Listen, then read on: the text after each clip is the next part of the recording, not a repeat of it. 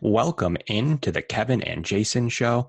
I'm on your host today, Kevin Masseri, here with Jason Shannon on a special Friday pregame, Bengals, Bills, pretty much the topic of discussion right now. Going to get this show up here soon on a Friday night for your Saturday listening pleasure, and maybe even Sunday morning as you're tailgating going to the game. I know a lot of people ask, Kevin, hey, can you get a show up for us to listen to on the way to the game or on Saturday nights? Well, this is your show. It's going to be an in-depth breakdown here with Jason. How you doing today, Jason? Kevin, these previews are so much better when it overwhelmingly looks like the Bills are going to win the game.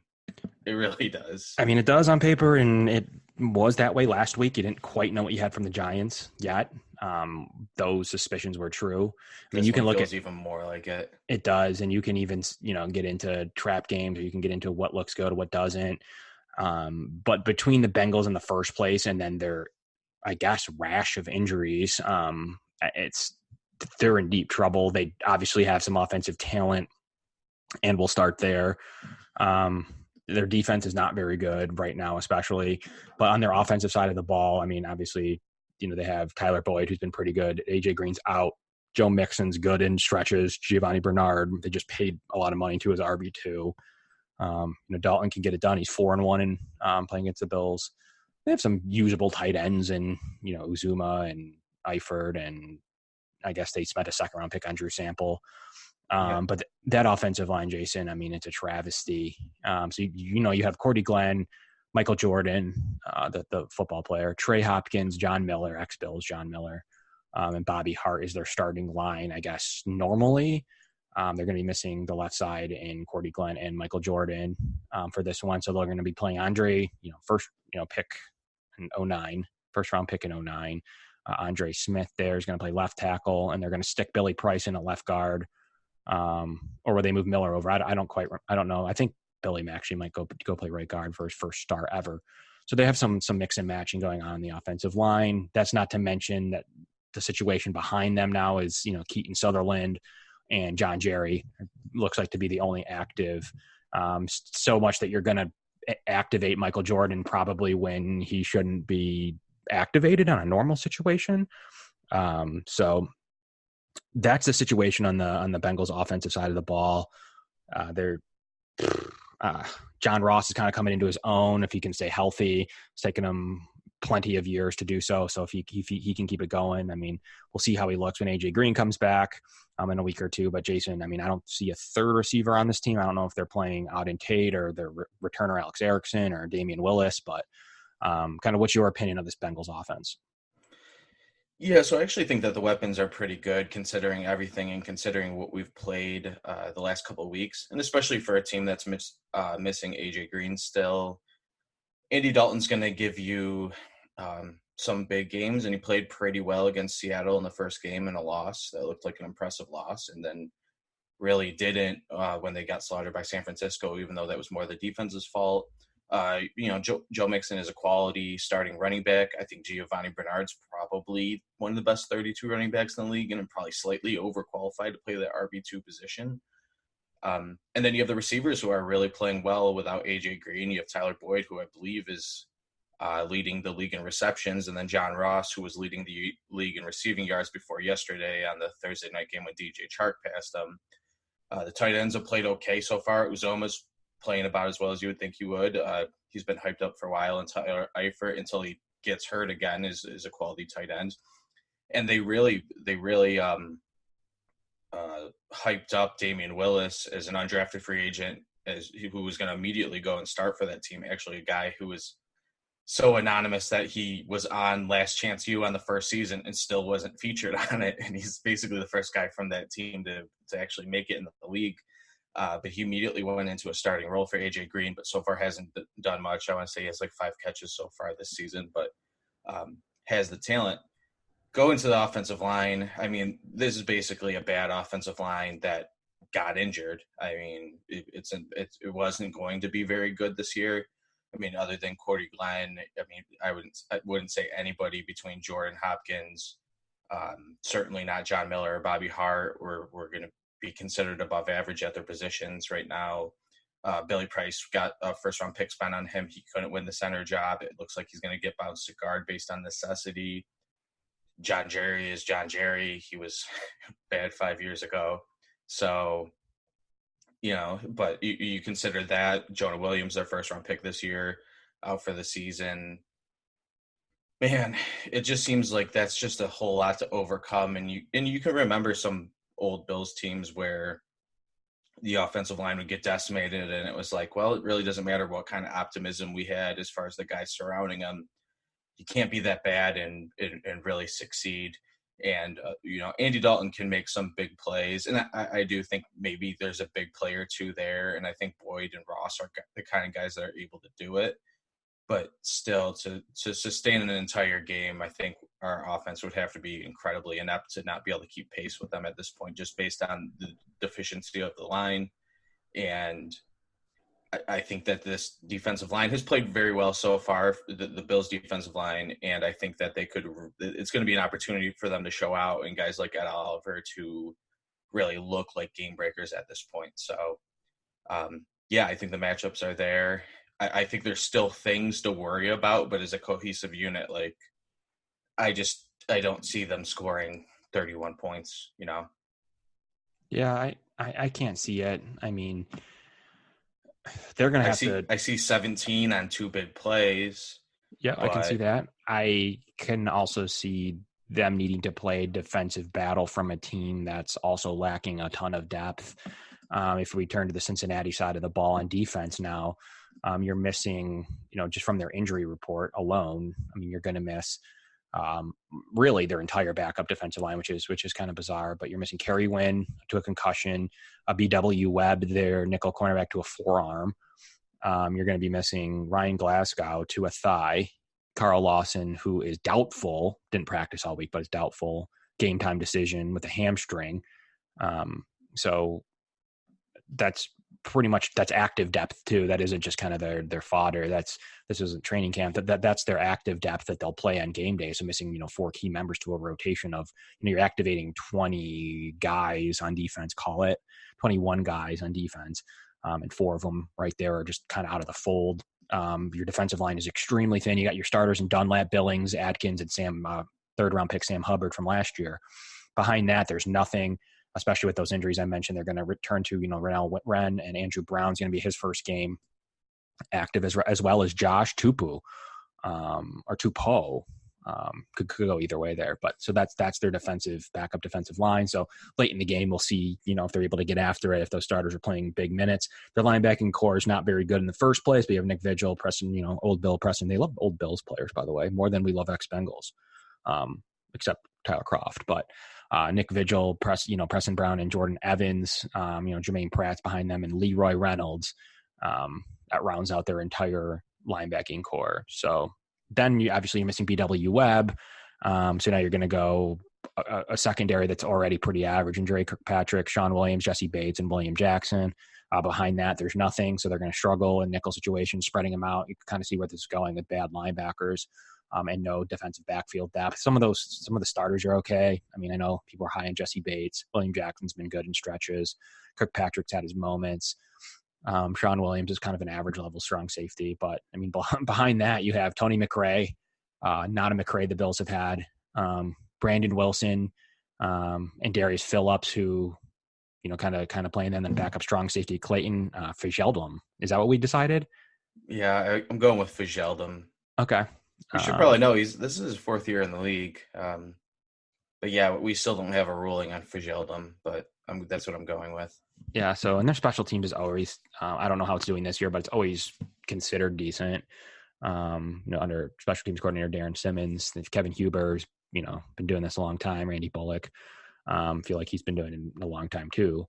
So, and then, Alex Erickson's a guy they've liked a lot. A returner to keep his job for a couple of years is usually big news. And you'll see guys trying to rotate in 3-4 times in a year. But, Alex Erickson, as long as he's healthy, usually has the kick and punt return jobs. Behind him is Darius Phillips, the backup. Looks like he's backup, active on game days, on the cornerback, outside boundary corner. They have some injuries on the defensive side long term. You're looking at really, I guess, just Starquizzi Denard, right? He's the only one I've noticed. So it wasn't a great defense. It was a good defense to begin with. They're missing some big depth. Some of the starting front four is pretty good. They'll make some plays, but overall, the defense is below average, and they just can't stop the run, Jason. So what have you seen from the Bengals defense? Yeah, I mean, I think the defensive line's really been the strong unit so far this year, even though they got gashed up by three different running backs who all got double-digit carries in San Francisco. And, even though those guys do look pretty good, you wouldn't have said before the year, the San Francisco are going to lose Tevin Coleman and Jerick McKinnon, and then Jeff Wilson, Rasheem Mostert, and Matt Breida are going to each carry the ball 10 plus times for 200 plus yards and touchdowns. So not a good look for them that game. It looked like they really gave up on that one. They looked better against Seattle and Chris Carson. And overall, I mean, the defensive line gets good penetration. Carlos Dunlap's always a threat. Sam Hubbard started the year with 2 sacks. Geno Atkins is still Geno Atkins. It just comes down to the depth concerns in my mind. Right now, the forecast for this game in Buffalo is going to be 82. It's going to be a hot 82 in the middle of the day. And when you start losing guys, when you're that low in the secondary, when you're that low on the defensive line, where really you're looking at Tupu and then, Andrew Brown and Renell Wren really early in their careers, even though I liked both of those guys coming out of the draft. Same thing with Jermaine Pratt. I mean, those are all guys I wish we could have drafted on draft day, but those are really your only sort of depth replacements at this point, and it's going to be a team that's very thin. And I would just say, looking at this, even though you did say that the secondary, could be a problem, I see a heavy dose of Frank Gore in a lot of situations where they're going to try to keep this defense on the field on a hot day, where they just don't have the ability to rotate and replace guys. And you look at guys like Billings or even like Andrew Brown, who they have listed at defensive end right now. They're big dudes. They're going to get tired, and if we really pounded on them, I do think that this could be the first sort of breakthrough game for Frank Gore, just based on that. But I mean, if you look up and down it, really, I think we should be able to do whatever we want to do on offense. It's just going to come down to our execution and what we have planned. But I really do believe that it's wide open for us. And now that I'm looking at the team again, I mean, I'd say that William Jackson and Drake Kirkpatrick and having Jesse Bates there is probably the strength of their team. But even saying that, I mean, when you're so that thin in the secondary, there's always going to be places to exploit when we're putting, consistently putting 4 wide receivers on the field, whether they're actual receivers or not. But even using those formations, I think there's a lot to exploit just on a really thin team. Yeah, and I mean, once again, they also start Sean Williams. In my opinion, it's okay in coverage. Last year, he had kind of his big year with, prior to that, he was really, really replacement level guy, definitely for the early portion of his career. Last year, he kind of had a breakthrough year, finally playing, starting his first time starting 16 games, 110 tackles, 9 pass defense, 5 picks, and a touchdown. So he had a pretty good year last year. Good season. I'm also not sure that like Dawson Knox is going to be killing him. I'm guessing that's Right. probably going to be one of his major assignments. So, it'll be interesting, but I don't know if that's the place where we're gonna beat them down. No. So, although he's not my favorite safety, we'll see if we can take advantage of that situation. Also, they only activate 5 linebackers. I thought we were low at 6. I also noticed they like to use interesting like 5 defensive linemen. So I'm not sure if they can do that right now. They consider that like base. So they'll probably do different things with like a Jordan Evans and a Jermaine Pratt. And I think they would use Carl Lawson too in there in situations, but kind of like we use Lorenzo Alexander. So that was interesting. So they're going to have to go out of some of those formations that they like to run. So going to have to have them in more base and nickels than they're used to in the past. And, defensive coordinator Lou Amoraro, is it Anaramo? Is going to, once again, he loves interesting, unique formations. And, that's what Zach Taylor kind of said as well. So they're going to, some of those, if nothing else, with the depth injuries, you're going to have to take some of that creativity off the table, just due to that factor. And Carl Lawson's part of the reason why, but he hasn't been good. Carl Lawson had his rookie year, he had 8.5 sacks. Looked like he was on his way to a pretty good career. Didn't play much at all last year, registering 7 games and only having 6 tackles. And this year, obviously, he played 2 games, 2 tackles, and it's been hurt now. So he's been kind of a disappointment there for them, and what they thought they had originally from a 4th-round pick. So, Sam Hubbard's kind of the guy now at a 3rd-round pick they liked, had a decent rookie year. Had 2 sacks in his first game, presents some stuff in the pass rushing game, and obviously is the 4th, I guess you can say, 3rd or 4th fiddle on this defensive line. So I think the Bills have a real opportunity to kind of spread them out, kind of slow that defensive line down, get Preston Brown, and as we know, into situations to where he's covering somebody, covering a running back, or having to make different reads there in the passing game, as well as getting some of the backups on the field. I mean, that's got to be your goal, is to see keep them in nickel, with BW Webb out, Darius Phillips can step in there, Tony McRae, I don't think they've announced who will step in for BW Webb. So want them on the field and extra DBs, because there is nothing behind. As we talked about, their starters are serviceable and to good. And as Jason said, maybe the strength, but we need to get other guys in the field. And the biggest thing for the Bengals, already facing a rash with this hot day, any cramps, any low, small injuries, any of that kind of nagging stuff that comes in here, they just do not have the depth at any position, from maybe beside running back. They don't have the depth at any other position sir. I mean, I can't see another place, Jason, where they could sustain even a half a game injury. So that's something to watch for in a hot day, is this depth. Kind of reminds me of those Doug Whaley depth days, where there's some good starters on this roster for sure. Bad offensive line, bad depth, big trouble if even just slight injuries happen. I don't see anywhere they can sustain it except for running back. Giovanni Bernard obviously could service it if Mixon went out, or Mixon could service it if Bernard went out. But other than that, Jason, I don't see another backup on this team that is going to make an influence in this game. So they're in trouble. They need to stay healthy throughout this game. They need to make sure that there's not any type of cramps, or they need to stay hydrated. So we'll see if that is able to happen. But as guys start coming out of the game, as can happen in any game, they're in deep trouble. Yeah, I mean, even natural rotation is going to be a problem. There's no way that they're going to get up to the maximum amount of active guys, again, without dressing guys like Michael Jordan that probably shouldn't even be dressing at this point. You shouldn't be dressing.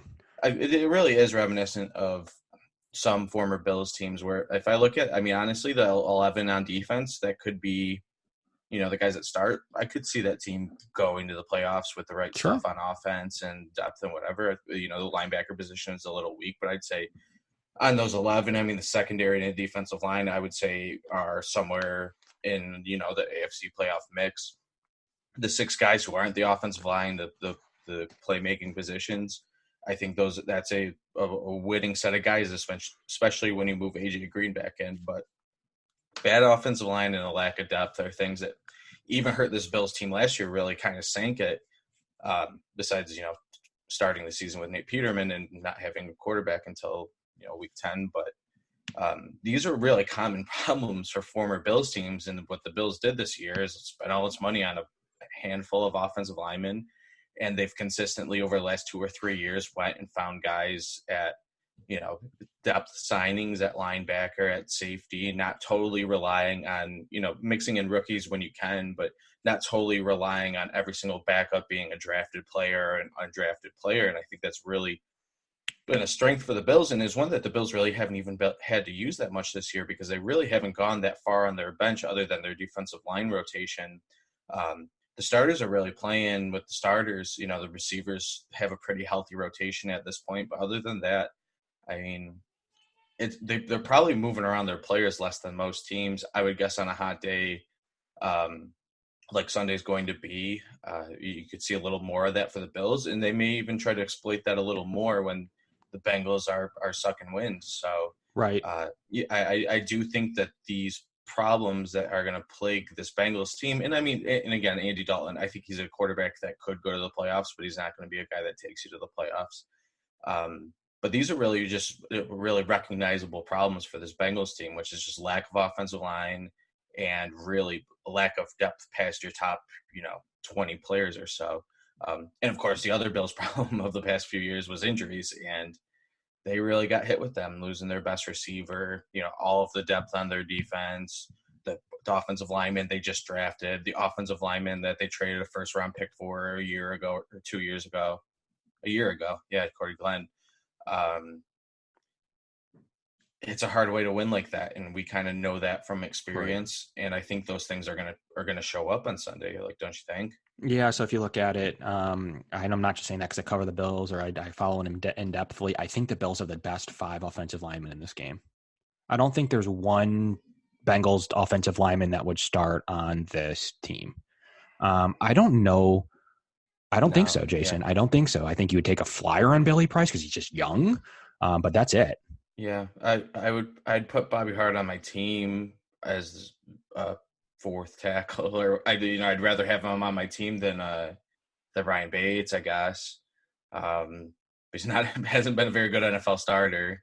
Um, yeah, I mean, we're getting into guys like Andre Smith and John Jerry, who I wouldn't even, and John Miller, who we clearly don't even want on our team. So yeah, we probably have the best 5 offensive linemen in this game.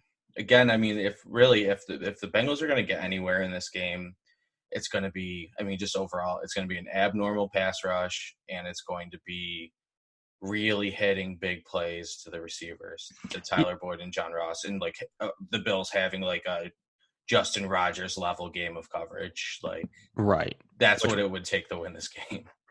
I think so. And then obviously Jets like turnover battle where they lose four turnovers there. But It can always also happen. also if you look at their backups, I don't think we would roster any guy in a player 2 or player 3 or player 4 role on their roster. I don't think they would make our roster. You might take a flyer on a Drew Sample, I guess. Are we talking the offense or the entire team? I think the entire team. Is there someone you see that isn't in a starting role? I consider Bernard and Mixon as a starting role, by the way. But other than that, do you see anyone you would take on this that would actually, and seriously, that would actually make the team?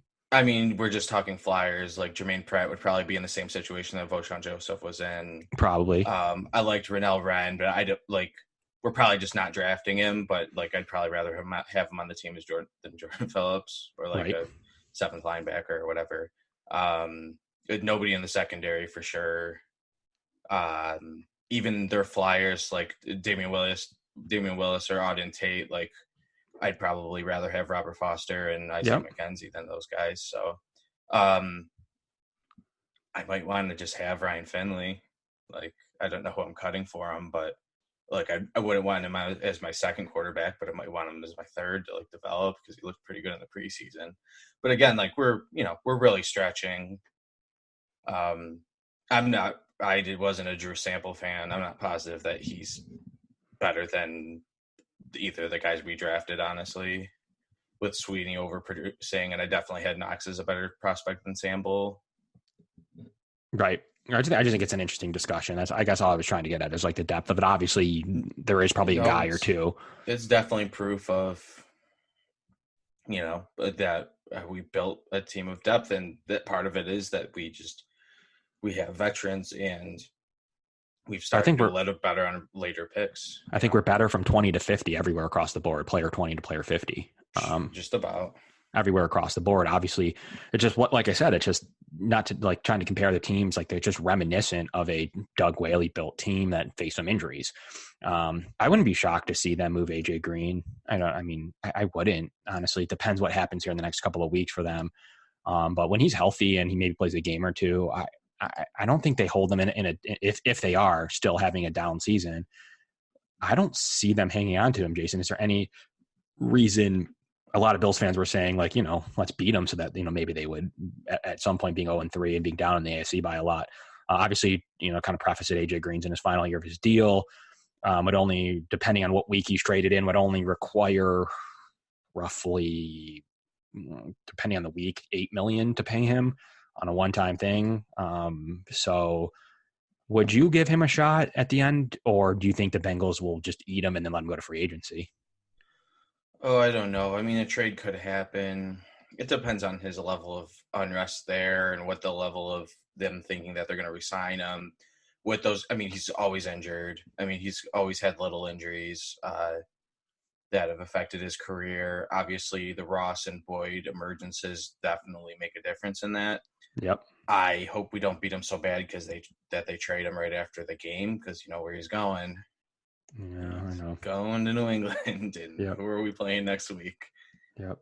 Um, I don't think he's I healthy don't know enough if to he's get even traded going. right now. I don't know if he's going to be ready then. It just seems weird for him to come out of an injury, but like that also is a New England chance they would take. I mean, at this point they would sign any. You know, they had a week of having Josh Gordon and Antonio Brown on the team, so I think giving him a third round pick would be what it would take, or do you think you could get him for less? Like, because they're going to get a compensation pick. I don't know what their situation is of a future third, late third. So, yeah, they're like, just going to get the third anyways, right? right. So So, escalating it a year might be enough. But then again, you don't know their situation. They need to go out and sign some guys. So, you don't know that you yeah, can I think wait with on that. I think with the injury, and I just think that it's a tough situation. You almost don't want to do that as a Right. franchise, to trade him for a sixth round pick and then have a bunch of people not know what they're talking about, complain about it. Like it's almost not worth, getting Foshan Joseph for that, or whatever your equivalent's going to be on the team, Andrew Brown for them. So they probably hold on to him, and probably it's probably honestly more important that they hold on to him and give the facade that they tried to resign him. Uh, Okay. a lot of guys at that point probably try to go and win, and he probably will just go sign with New England next year. But, and man, that would stink. Yeah, it That would. would be dangerous. But yeah, I guess it all depends on his health and whatnot. But sometimes the best move to make is not making a move, and you can see now that, especially with like NFL locker rooms, and especially if you have a bad team right now, you really got to be touchy about what's going to really mess up what the chemistry is, and turn down or trade away a lifetime Cincinnati Bengal to go pick up a fifth round pick next year just doesn't seem to be worth it. If somebody's really on a stretch run and needs a receiver really bad and wants to pay a second for it, I guess you got to think about it. I don't think that's worth it, Okay. Yeah, I'm fine with considering he that. hasn't Yeah, practiced yet. But I'm fine with that. and I don't know that he helped this Bills team this year on like no practice. I kind of like what they have at receiver at this point. Like, Yeah, would kind of be taking Zay Jones off the field, really. I mean, I that's mean, and I think even if we take Zay Jones, like we probably have a guy on this team I'd just rather have in that position at this point, right. whether that's Foster or just Beasley using up all the time that he has on the field. They're putting McKenzie in that role. I don't know. I've always thought that it was really difficult to just assimilate a wide receiver into the fold and then have him go in 8 games and not get much for it. So Right. yeah, I think that's a tough look. I wouldn't be mad if it was like a low pick, but um, just seems like something that's not likely to happen. Okay, fair enough. To the Bills' injury front, Tyler Croft hurt his ankle yesterday, was said to be kind of serious. Now it's looking like potentially just a 1 week thing. Might be ready for New England. It seems like he'll definitely be ready in the next week or two. So PUP seemed right, but at the end of the day, it was just a random injury. Like, I mean, could have happened the first week he was back anyway. So let's hope that this ankle thing, like that, once this is out of the way, he can play a solid 13 games, if not 12, like 12, if not 13. So we'll see what happens with Croft. He's out. Taron Johnson's still out. They didn't say anything on Taron Johnson. I would assume without the signing of a corner that it's got to be soon there. Andre Roberts, finally full practice today. No designation there for him. So we'll see a returner there. So that'd be nice. Cool. Singletary's obviously out with a hamstring. I think it's short term, but they haven't said anything there. And Corey Thompson, late injury report, not end of the world. Special teamer, though they like him. Might be their first linebacker on defense in the game. We wouldn't even know at this point. Yeah, you wouldn't because even they know. literally haven't used one this year. Right. And run almost exclusively two linebackers. It would be Lorenzo, I guess, then. They haven't used anybody beyond Lorenzo at linebacker. Stanford, Thompson, and Alexander haven't played a snap on defense this year, even though all of them feature on special teams. Depending on if it was Trey or Milano that went out, I guess. Like if it was Milano, I think you'd see a lot of Probably Lorenzo see would a take lot. those snaps. Mm, you said Milano? Yeah. Yeah. Oh, yeah, probably. Yeah, if Edmonds played, I think Julian Stanford would play Yeah, Stanford for immediately. Edmonds. But I think the first move is for I think they would play. He would obviously have a huge uptick tip in snaps. So Corey Thompson questionable is something to watch. I think he'll be okay, but inactives on game day should be pretty simple. It'd be your Croft, Johnson, and Singletary, as well as your 3 backup offensive linemen. That makes 6, and the 7th guy is probably Jaquan Johnson, as Dean Marlowe seems to have that final DB spot locked up. As they're going to activate 8 for game day, they'll have plenty there.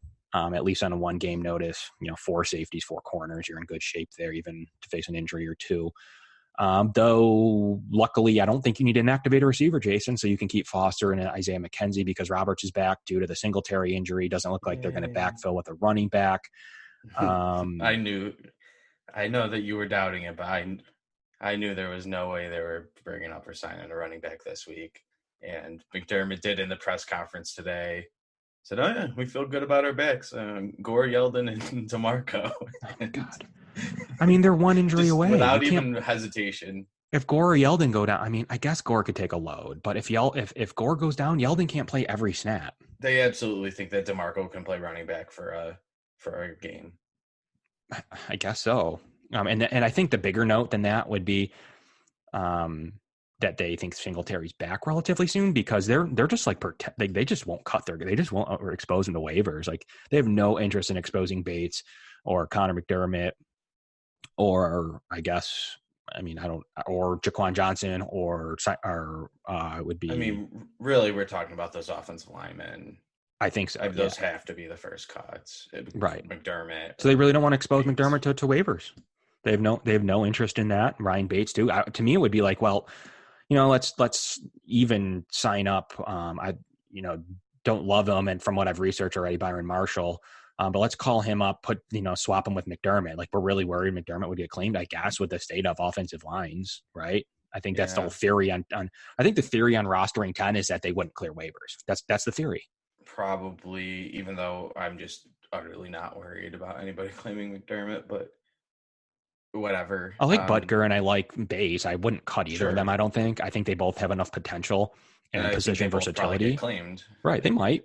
But Connor McDermott, are you really worried about losing Connor McDermott? We've seen what we've seen from him. They have been for the last 3 years, so that can only continue. But I mean, I think that would happen. But I have to imagine we're probably one of the least injured teams in the league at this point. All around, yeah. Knock on wood. But in terms of major injuries and just the number of injuries and whatever, there's teams that are just decimated right now, and we've had great luck with it. And we had great luck with it all training camp. We kind of started training camp with a bunch of guys that were out, and then we were really just waiting on Croft and Morse for most of the time. In season, really, Taron Johnson's been the only multi-week, sort of deal. It sure seems like Singletary is probably going to be a 1-week thing, and that this was probably a close one, and they probably even thought, we got this for Cincinnati.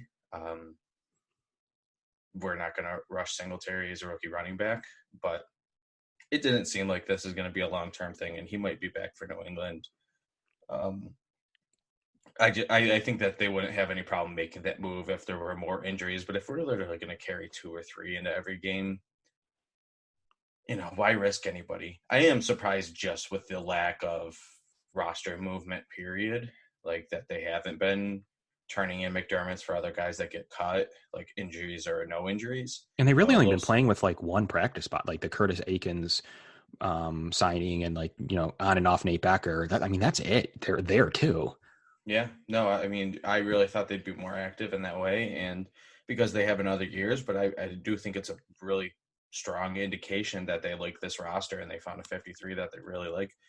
But yeah, the fact that there was that lack of movement on cut down day and that there hasn't been any sort of rotation at this point, I think they have a team that they really like. They probably appreciate the continuity that this team brings, and I don't know. It could be any week where they just start making moves or whatever. But I guess if you're winning, why change it?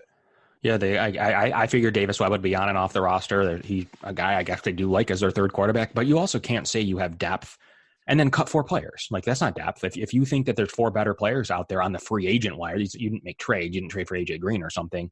Um, is it fool's gold at the depth? And they're practicing what they preach. They think they have depth. They had 5 guys that were on their end of the preseason roster make other teams from McCoy and including McCoy there.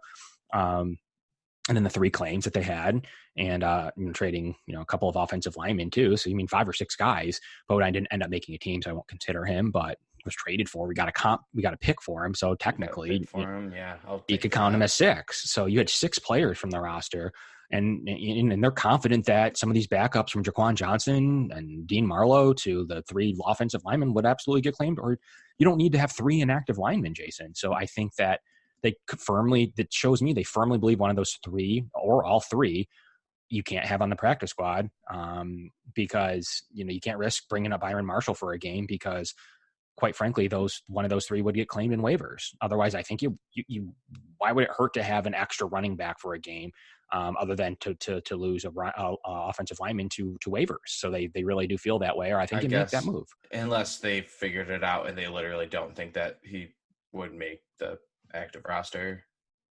I mean, that he would even trust Marshall? that yeah.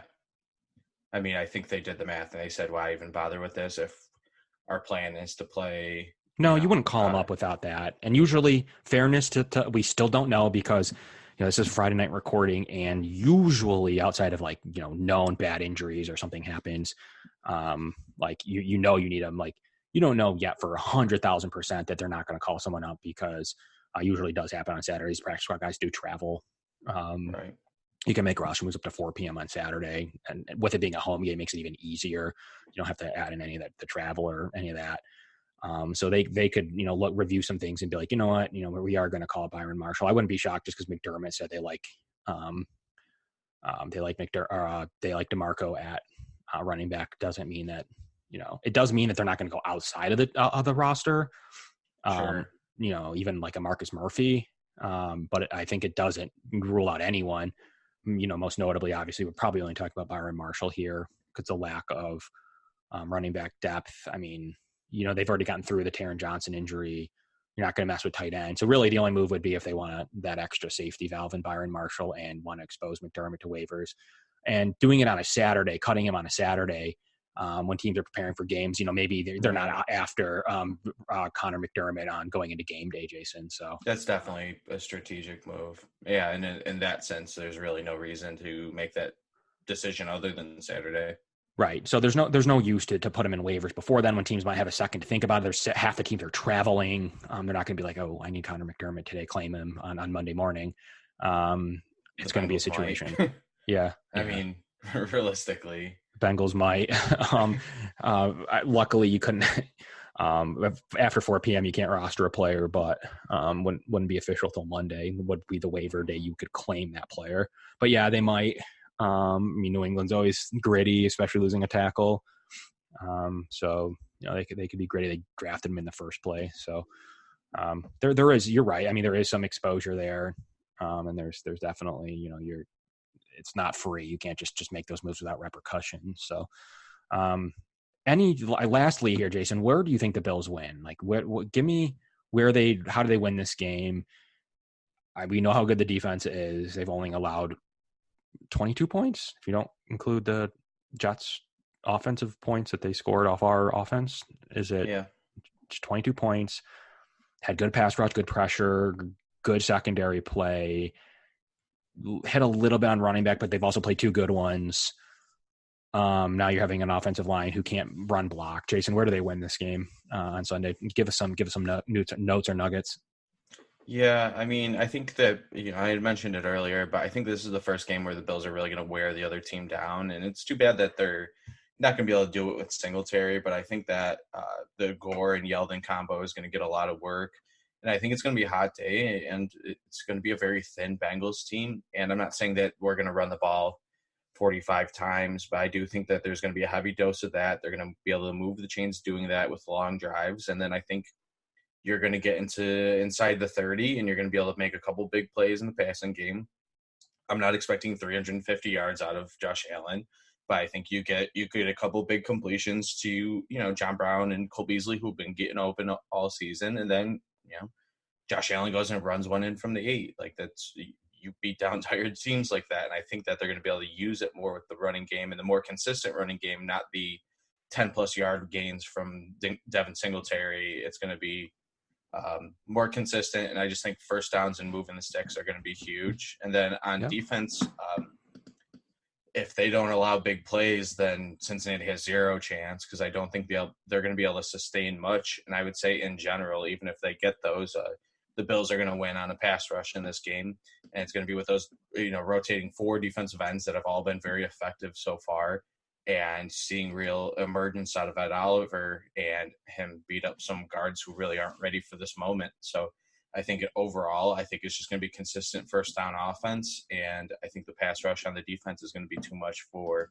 a really beat up Cincinnati team to handle. And I think that Cincinnati's lack of depth is going to exacerbate everything on what's going to be a hot day with just people yelling at you. I mean, it's going to be rowdy there. It's going to be a really excited crowd, and it's going to be a more excited crowd than a Bengals team ever coming in there, because Bills fans are really optimistic, and there's going to be some hot drunk people. Like, I don't know how else to say it for an opener, but it's going to be something else, and it's going to be. I mean, that's going to be such an environment to overcome on the road, and I don't think that this is the team that's ready for it.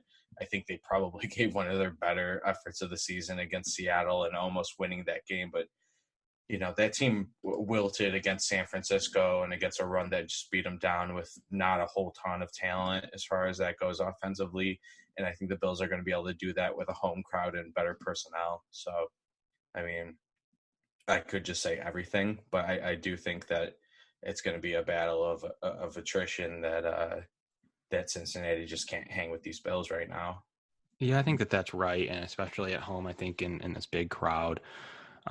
We'll get to that offense a little bit with some penalties, maybe some turnovers. I think that's really helpful. I think the Bills have struggled in Cincinnati whenever they play there, for sure.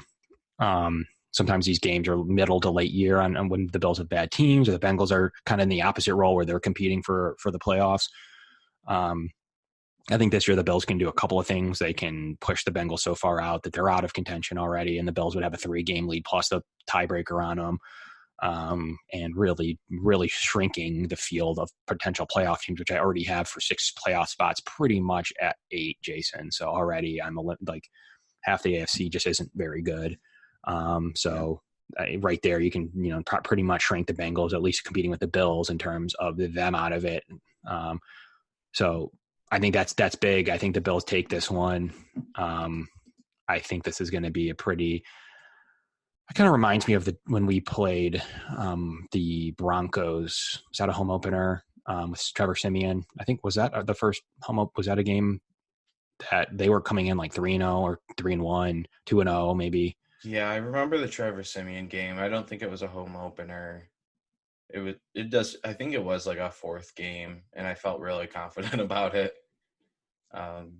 Which I think you're allowed to do at home. I think getting really overly confident of a road game is interesting, unless they're like the Dolphins. Yeah, I was never crazy confident about that Giants game. It's just you're on the road. I knew that we had the overwhelmingly better roster, like pretty much across the board. Quarterback that makes big plays occasionally, and a road crowd.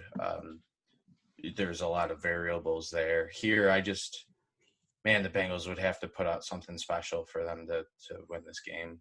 Yeah, I got Bills 27, Bengals 13. What's your score prediction? 38-17. Okay. I think we're going to put up the points. I'm not sure it's going to be all offense. I think we could see a big Andre Roberts debut or a defensive touchdown, like a pick 6.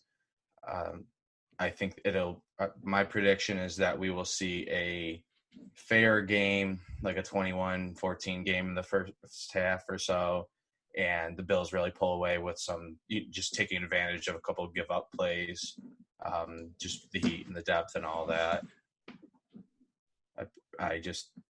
I think it's going to be overwhelming. So, And Bills fans are excited. I haven't seen even till late into Friday evening tickets be in three figures still. Usually there's some people that get skittish, even for upper row, upper decks. People are like, yeah, I'll take $90 or $80 for those. Last minute, but those aren't even getting for sale. People are pretty confident in going to the game, not needing to the market's pretty strong. That should indicate what we're feeling. Usually I always say that that's due to the away teams fans can kind of infiltrate a market and make sure there's no resale tickets. no. But this is all Bills fans, which is, and there's not enough tickets for sale for the people that want to go to this thing. The prices are high. People are excited. Jason, what are you, if you see us out there, you might be able to run into us. I've seen some of you guys out in public. Always shout a holler. That's always cool. Holler.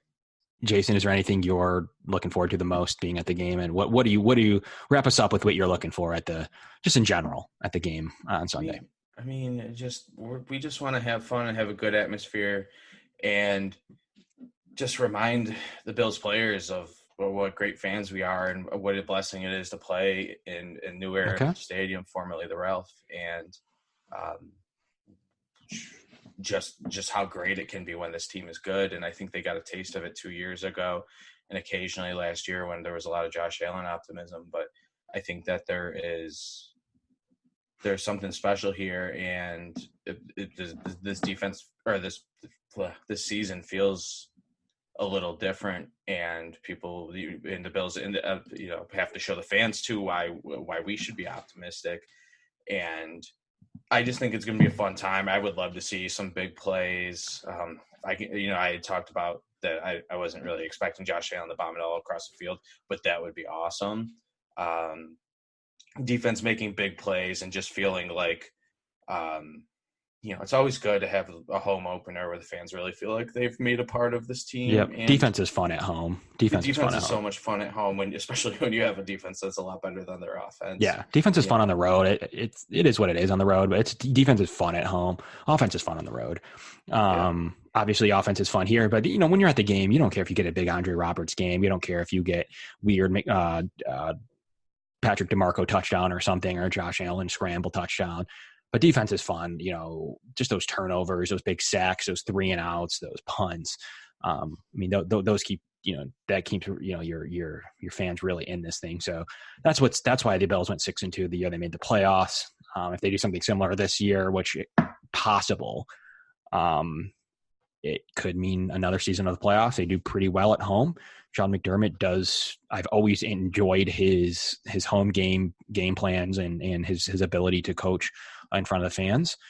So that's definitely a pro of him. But I mean, it's excitement time. It's a Friday evening. We're going to get this podcast up for you to listen to. We hope it is relevant on Saturday and nothing huge happens. A bunch of not waiver claims, but practice squad moves. We're fine. I think we're fine. So enjoy this podcast. Listen to it on Sunday morning. It's very relevant as you're going to the game. I mean, this is good knowledge for you guys to have with kind of who they're playing, their injuries. It's really, really fun for you to get pumped up on a Saturday night. So we really appreciate it. Once again, seriously, come out and see us. If you notice me, I know I've had it a bunch. If you see us out there, say hi, talk football with us. And as always, the show is presented by Cover One. Get out there, download their app, download all their exclusive content, and great stuff over there on the Cover One app and the Cover One platform. But there's exclusive premium content with a roaring Slack channel, Jason. That's all for us today. So from the Kevin and Jason show, I'm Kevin, and that's Jason.